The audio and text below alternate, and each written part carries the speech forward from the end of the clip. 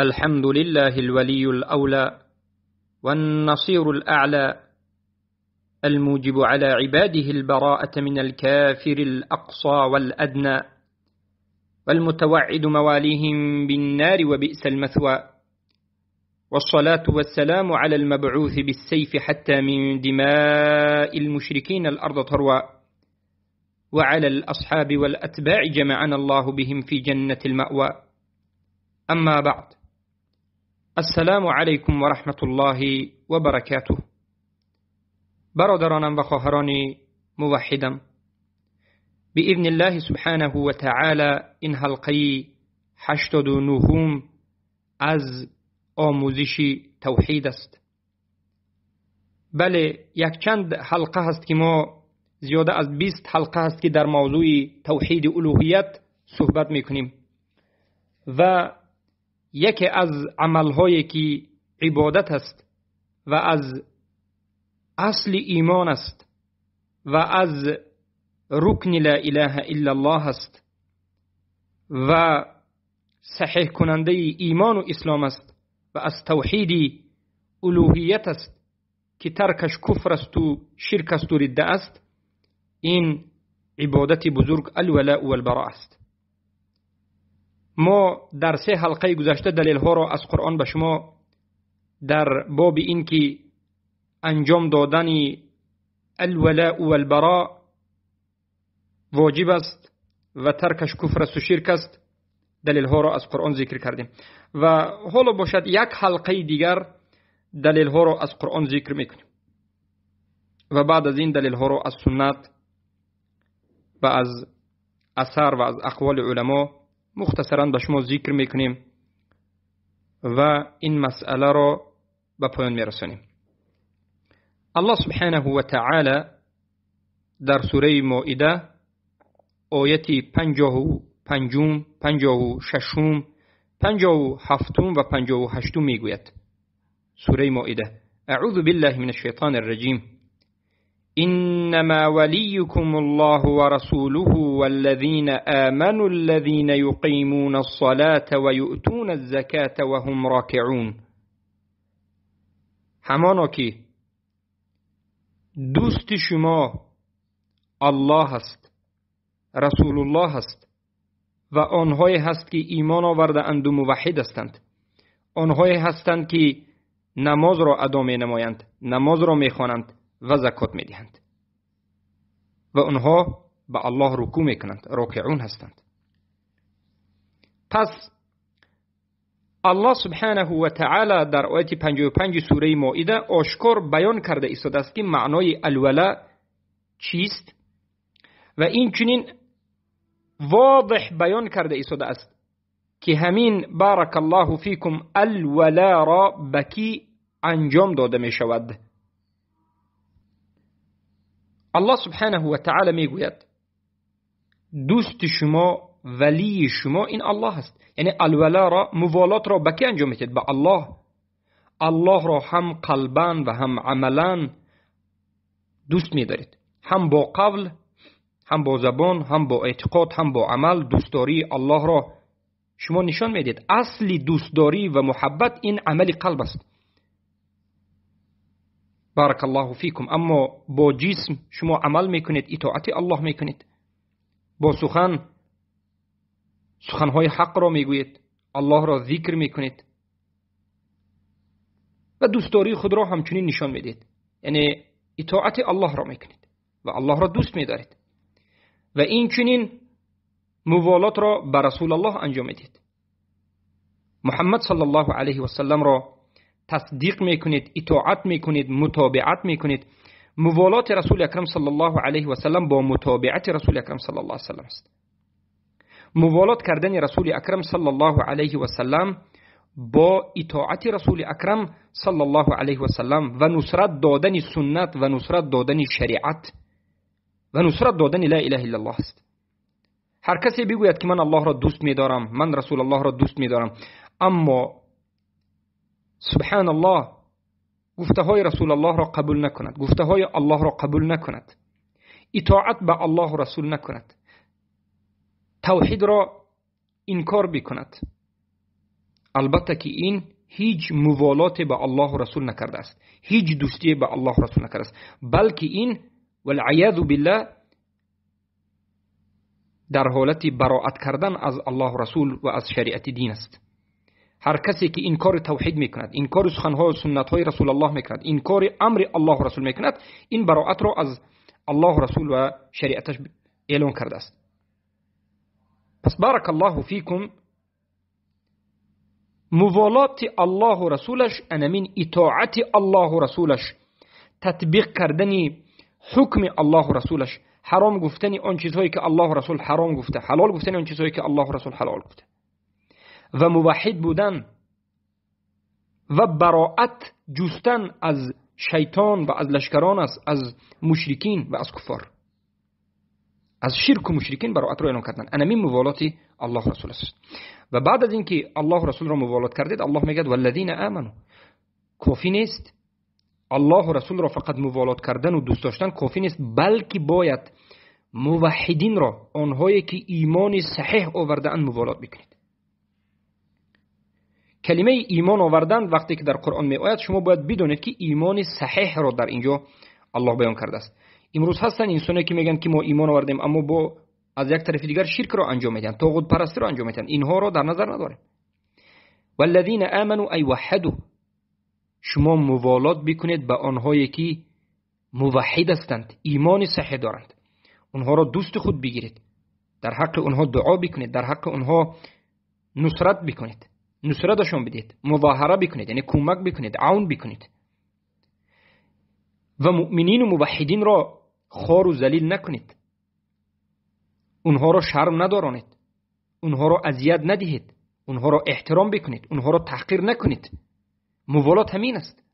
از اونها براءت نکنید، از اونها دور نشوید، با اونها هم نشین باشید، اونها را کمک بکنید، اونها را نصرت بدهید، البته به قدر استطاعت و توانایی، و مهربان باشید با اونها، مهربان باشید با اهل توحید.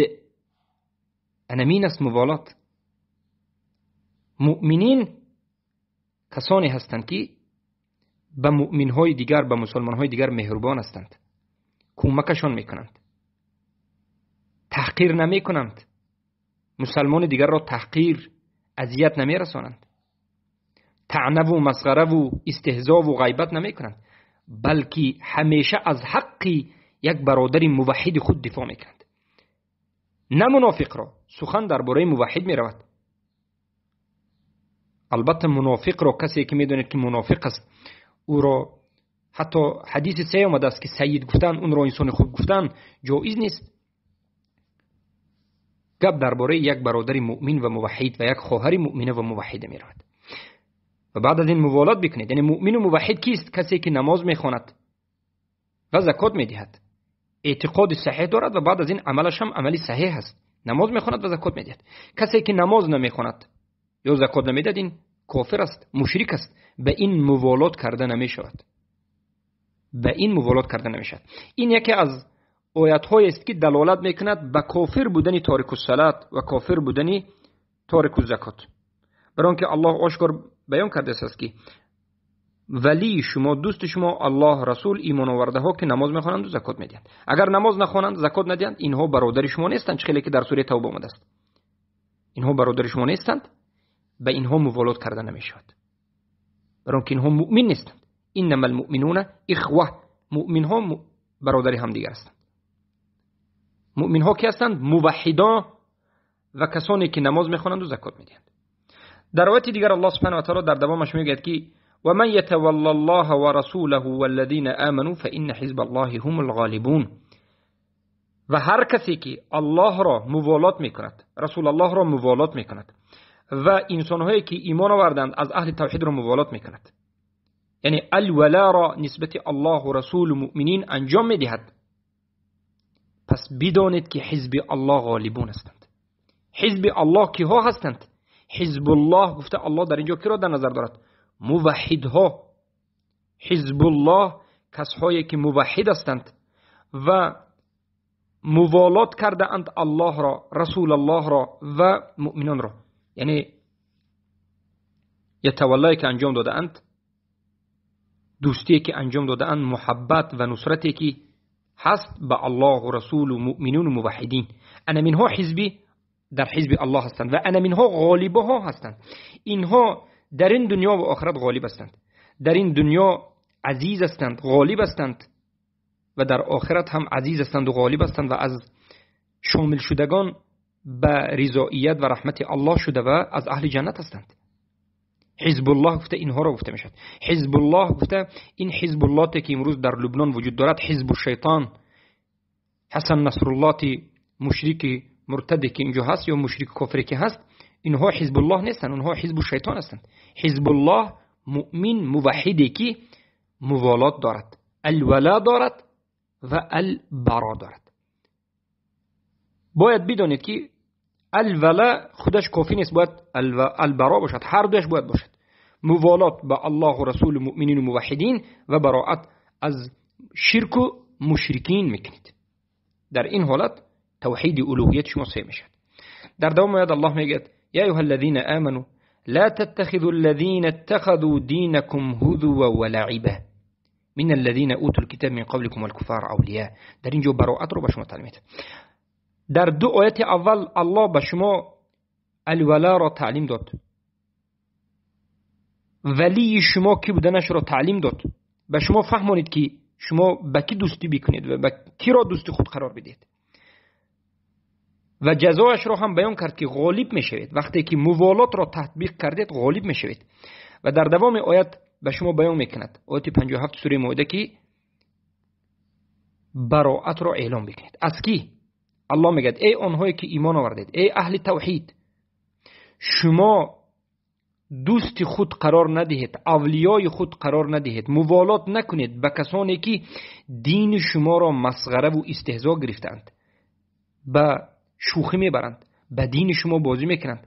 آنهایی که از اهل کتاب هستند، پیش از شما آمدند، و از کفار، یعنی کافرها، همه کافرها به تمام نمودش، و از جمله یهود و نصارا از اهل کتاب و غیره.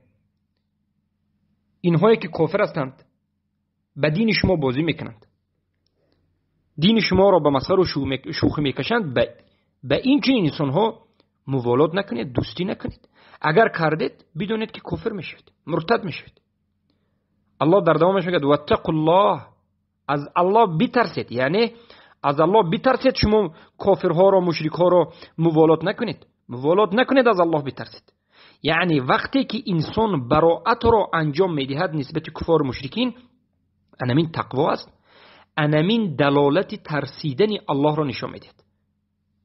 اما وقتی که کسی براءت را ندارد، این دلالت میکند که او از الله نمیترسد، او از جمله تقواداران نیست، او از جمله اولیاء الله نیست. در دوامش الله میگه که از الله بترسید اگر مؤمن باشید، اگر از جمله مؤمن ها باشید. پس کسی که موالات را به الله و رسول، به مؤمنین و موحدین انجام نمیدهد و براءت را از کفار و مشرکین اعلان نمیکند، این از الله نترسیده و این از جمله مؤمنان نیست، بلکه مشرک است و کافر است. پس بدانید که اولیای الله کیست؟ اولیای الله کسی است که الله، رسول، موحدین را دوست می‌دارد، نماز می‌خواند و زکات می‌دهد و از مشرکین، از شرک براءت را اعلام کرده است. پس ناممکن است که یک انسان عقیده ندارد، کفر بالطاغوت ندارد، الولا و البرا ندارد، لا اله الا الله را نمیفهمد، قبر پرست و مزار پرست است، این از اولیای الله باشد. این از اولیای الله نیست، این از مشرکین است که الله براءتش را از این نمود مشرکا اعلان کرده است. ناممکن است که یک جماعت بیاید و بگوید که ما به حزبی، ما بگوید از حزب دموکرات هستیم، یا که بگوید که ما یک جماعت هستیم که خودمان را به اسلام نسبت میدهیم، لیکن تطبیق دموکراسی میخواهیم، لیبرالی میخواهیم، علمانی میخواهیم و آزادی میخواهیم، سکولاریستی میخواهیم، مثل اروپا و غرب شدن میخواهیم. ناممکن است که اینها از اولیای الله باشند. اینها از اولیای شیطان هستند. اینها خدمتشون نه به خاطر الله هست، اینها از حزب الله غالبون نیستند، اینها از حزب الشیطانی شکست شدگان هستند، خاسرها هستند. اینها از حزب الشیطانی خاسرون هستند. شما باید این چنین آیات ها را بخوانید و درباره‌اش تأمل بکنید، برای اینکه این مسئله که الله در اینجا بیان کرده است واضح است، همه میتواند بفهمد. در دوام آیات الله میگه و اذا نادیتم الى الصلاه اتخذوها هزوا ولعبا ذلك بانهم قوم لا يعقلون. یعنی زمانی که به سوی نماز شما ندا کرده میشوید، کافرها، مشرکا، دشمنان الله و رسول این ندا کردن به سوی نماز را یک مسخره و بازی گرفتند، شوخی کردند. یعنی دین شما را پست میزنند، شما را بد میبینند. برای چی؟ برای اینکه اونها قومی هستند که عقل ندارند، نمیفهمند، بی عقلند. اما بی عقلیشون آیا عذر هست؟ در اینجا نه. ندانستن لا یعقلون یعنی نمیدانند گفتنی معنی دارد. لا یعقلون یعنی جاهلان هستند، از سبب جهالت به دین استهزا میکنند، به دین بازی میکنند، دین را به بازی میکشند.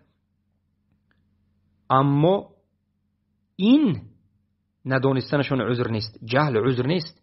این آیت هم یک رد به مرجئه ها هست، به مدخلی ها هست. بارک الله فیکم. پس بدانید که الله سبحانه و تعالی در سوره اعراف آیت 196 میگه این ولی الله الذي نزل الكتاب و هو يتولى الصالحین.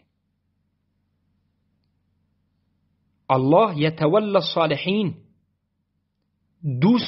دوستی میکند. یتولا میکند یعنی دوست دارد، نصرت میدهد و از جمله اولیای خودش میگیرد که را صالحون را. صالحون کی؟ مؤمنین و موحدین، آنهایی که ضد فتنه هستند. فتنه چیست؟ شرک، کفر. ضد کفر شرک هستند. و الله خبر میدهد در سوره بقره آیه 107 که الم تعلم ان الله له ملك السماوات والارض وما لكم من دون الله من ولي ولا نصير. آیا نمیدونید که همان آسمان ها و زمین همه از آن الله است و شما بجز الله ولی و نصیر ندارید، کمک کننده و دوست بجز الله ندارید. غیر الله را دوست خود نگیرید. ای مؤمنین و موحدین، بدانید که اگر شما اطاعت کفار کردید، شما را این کفار از دینتون باز می‌دارند. به همین اطاعت کردن و اونها را دوستی گرفتن کار تمام نمی‌شود. الله سبحانه و تعالی میگوید در سوره آل عمران آیه 149 و 150 یا ایها الذين آمنوا ان تطيعوا الذين كفروا يردوكم على اعقابكم فتنقلبوا خاسرين. ای آنهایی که ایمان آوردید، ای اهل توحید، اگر شما اطاعت بکنید آنهایی را که کافر هستند، شما را از دینتان باز میگردانند، شما را کافر میکنند و از دینتون باز میگردید، از جمله زیان کشیده ها میشید. به سبب این که شما به کافر اطاعت میکنید، شما از دینتون میگردید. چرا که اطاعت کردن به کافر آهسته از دین بیرون شدن است و البته که هر یک کافری که شما اطاعت میکنید نقشه دارد که شما از دینتون برگردید. بدانید که مولای شما، دوست شما الله است. بل الله مولاکم، بلکه الله مولای شما است و همین الله بهترین نصرت دهنده شماست. سبحان الله. مشرکات دوست دارند که شما هم مشرک شوید، کافرها دوست دارند که شما هم کافر شوید. انمین یهودها، مشرکها، گمراهها، حتی اهل بدعت امروز دوست دارد که اهل توحید مثل اهل بدعت باشد. همیشه کوشش میکند که مثل اونها باشد. امروز شب روز ما رو دعوت میکنند و این چون یهود و نصارا. این سخن الله است که الله میگه ودو لو تکفرون کما کفروا فتکونون سواء. ودو، دوست می‌دارند کافرها که شما هم ای مؤمن و موحدین مثل اونها کافر باشید، چگونه که اونها کافر هستند، و همه برابر باشید در کفر شرک. در سوره نساء آیه 89 اولش دومش فلا تتخذوا منهم اولیاء، پس از اونها به خودتون دوستی قرار ندید. از کی ها؟ از کسایی که ایمان آوردند و هجرت نکردند تا همون زمانی که هجرت میکنند. پس در رو بروی کفار، در رو بروی مشرکین سرخم نکنید، در رو بروی کفار، در رو بروی مشرکین انحنا نکنید، سری تعظیم فرود نبیارید. به خاطر دنیا شده خودتون را در نزد اونها خوار و زار کرده یک بازیچه دست اونها نکنید. الله سبحانه و تعالی شما را به سوی عزت دعوت میکند. عزیز باشید و بدانید که همه عزت در نزد الله و رسول و در تطبیق کردن توحید و شریعت است. فإن العزة لله جميعا أيبتغون عندهم العزة فإن العزة لله جميعا. آیا از نزد اونها عزت میخواهید؟ همانا که همه عزت در نزد الله است. اما منافقان میفهمند. منافقان میفهمند که عزت در نزد الله است. عزت در تطبیق شریعت و در توحید است. الله به شما میگوید عزیز باشید، سربلند باشید. در سوره هود آیت 113 میگوید ولا ترکنوا الى الذين ظلموا فتمسكم النار وما لكم من دون الله من اولیاء ثم لا تنصرون. ولا ترکنوا، رکن نکنید، با اونها خم نشوید، با اونها با گفته هایشان سرخم کرده اطاعت نکنید، سری تعظیم به فرود نبیارید.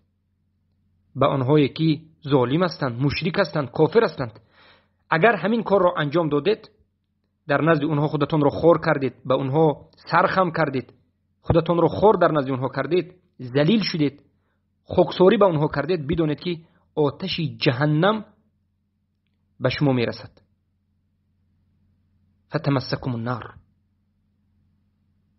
و بدونید که بجز الله هیچ اولیایی ندارید. بعد از اینکه آتش جهنم به شما رسید، هیچ نصرت دهنده به شما نیست بجز الله سبحانه و تعالی. الله اکبر، الله اکبر.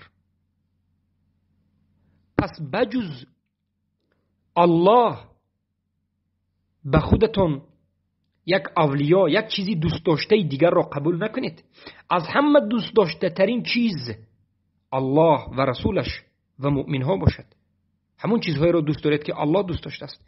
محبت، دوست داشتن، که این عمل قلب است و این اصلی الولا است.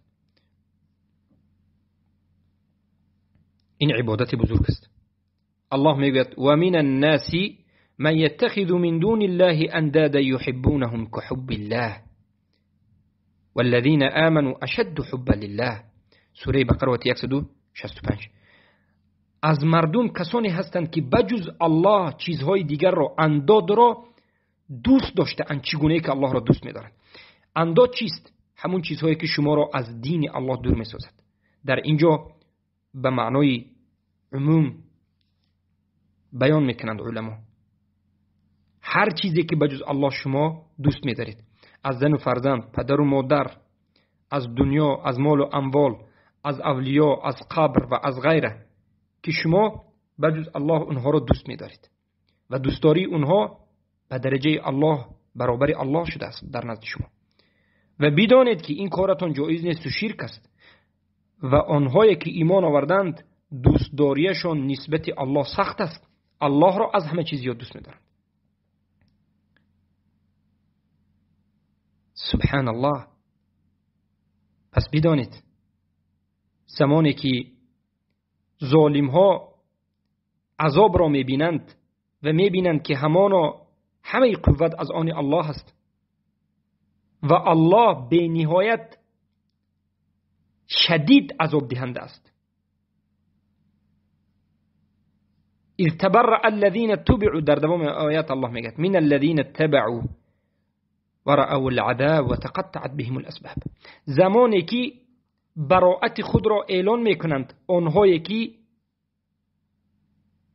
به اونها مردم پیرو شده بودند. یعنی در روز قیامت وقتی که آدمهای ظالم، مشرک، طاغوت‌ها عذاب را میبینند، براءت خود را اعلام میکنند از کی؟ از همون انسان‌هایی که در دنیا به آنها پیرو شده بودند. هر یک رئیس، هر یک طاغوت در روز قیامت میگه که من براءت خود را اعلام میکنم. من بیزارم، من دشمنم به همون کسی که در روی دنیا به من پیروی کرده بود. ببینید اذ تبرأ الذین تبعوا، زمانی که براءتش را اعلام میکند آنهایی که تبعوا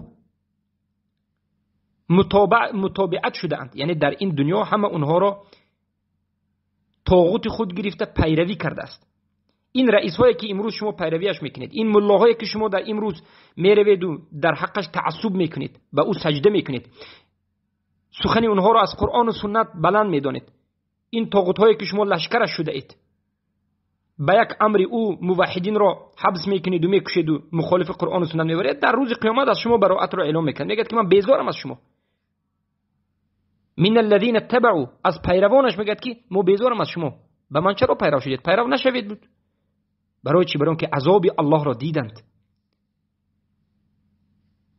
و قال الذين اتبعوا، آنها انسانهای عادیه که به این طاغوت‌ها پیرو شده بودند در این دنیا در روز قیامت میگفتند، زمانی که میبینند که این رئیس ها براءت خود را از این انسانهای عادی اعلان کرد، انسانهای عادی میگفتند که والله لو ان لنا کره، یعنی اگر همانا که یک بار دیگر ما به دنیا رفته اگر توانیم، اگر شانس داشته باشیم که به دنیا فرصت داشته باشیم که یک بار دیگر به دنیا اگر بازگردیم، حتما براءت خود را از شما اعلان میکنیم. فنتبرأ منهم کما تبرأوا منا، ما از شما براءت خود را اعلان میکنیم چگونه که امروز شما از در روز قیامت از ما براءت خود را اعلان کرده شدید. كذلك يريهم الله اعمالهم حسرات عليهم وما هم بخارجين من النار. پس بدانید طاغوت هایی که امروز انسان ها به اونها پیرو میشوند و طاغوت ها و پیروان طاغوت همه به جهنم داخل میشوند. حتی در آیت دیگر آمده است که پیروان طاغوت پرستان در روز قیامت میگفتند که ای الله، همین رئیس ها ما را دعوت کرد به این کفر شرک، الله عذاب اونها را سخت کن، دو برابر عذاب ما کن. الله میگفت است که لکل ضعف، همه اش به عذاب دو برابر زیاد کنید، هم به طاغوت پرستان، هم به کسانی که براءت را اعلان نکردند. در روز قیامت کسانی که براءت را ترک کرده اند ناله میکنند و میگن که ای کاش بار دیگر به دنیا میرفتیم و براءت را انجام میدادیم. پس ای برادرم و ای خواهر موحدم، امروز تو زنده هستی، براءت خود را اعلام بکن. دشمنان الله و رسول را دشمن خود بدان و دوستان الله و رسول را دوست خود بشمار. انمین است منهجی قرآن و سنت، انمین است شریعت ناب اسلام. انمین منهج بود که صحابگان غلبه کردند و به همین خاطر الله سبحانه و تعالی صحابگان را رضی الله عنهم گفت. صفت صحابگان همچنین بود که سبحان الله بین همدیگر محبت داشتند، مهربانی داشتند، همدیگر را دوست داشتند، به همدیگر موالات میکردند، اما به دشمنها سختگیر بودند، غلیظ بودند، شدید بودند و خود را همیشه آماده میکردند تا که دشمن را بترسانند. محمد رسول الله، محمد رسول الله است صلی الله علیه وسلم. والذین معه اشداء علی الكفار رحماء بینهم، آنهایی که با همراهی محمد ایمان آورده است، با همراهی محمد است، یعنی صحابگان چگونه صفت داشتند؟ اشداء علی الكفار، سختگیر بودند به کفار، و رحماء بینهم، بین همدیگر مهربان و رحمگین بودند. ای جوانانی که امروز شما بین همدیگر قوه خود را نشان میدهید، ای جوانان مسلمانی که امروز زبان درازی شما فقط به موحدین است، در بین مسلمان ها خود را خوب میدانید اما در رو بروی کافر خار و ذلیلید به خاطر دنیا، توبه بکنید و بازآیید. و این عبادت بزرگی که الله و رسولش به من و شما بیان کرده است و صدها آیت در بیان این عبادت الولاء والبراء و صدها حدیث و هزارها سخن علما آمده است. این عبادتی که از توحید الوهیت است و توحید الوهیت به این عبادت صحیح نمی شود. از لا اله الا الله است، از رکن لا اله الا الله است. این عبادتی که سبحان الله از محمد رسول الله است. این عبادتی که از شرط صحت لا اله الا الله است. این عبادتی که از شرط ایمان صحیح است و شرط اسلام است. این عبادت رو بجا بیاورید و بیاموزید و به دیگران رسانید و دیگران رو دعوت بکنید که ترک این عبادت، انجام ندادن الولاء و البراء، ترک یکی از این عبادت، این سبحان الله ترک کردن توحید الوهیت، صحیح نشودن توحید الوهیت است، صحیح نشودن لا اله الا الله است، صحیح نشودن اصول ایمان است، صحیح نشودن اسلام و ایمان است و کافر شدن و مشرک و مرتد شدن است.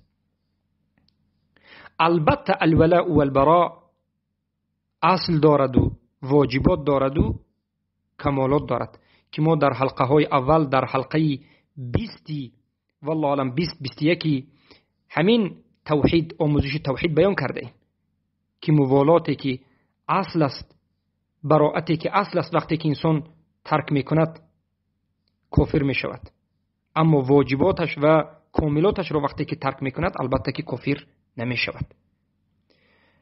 بارک الله فیکم. با همین این حلقه رو به پایان میرسانیم و دلیل ها از قرآن با همین به پایان میرسد. البته دلیل ها بین در قرآن زیاد است، لیکن ما حلقه هایی که از قرآن حجت میگرفتیم به پایان میرسانیم، برای اینکه 4 حلقه است که ما دلیل ها رو در مسئله الولاء و البراء از آیات های قرآن بیان کردیم و در حلقه آینده مختصرا حدیث ها رو در یک حلقه و در حلقه بعدی مختصرا اقوال علما رو میگیریم و بعد از این یک چند مسائل الولاء و البراء رو بیان میکنیم و این مسئله رو، این عبادت بزرگ و این عملی که از توحید الوهیت است و امروز فراموش شده است به پایان میرسانیم. بارک الله فیکم.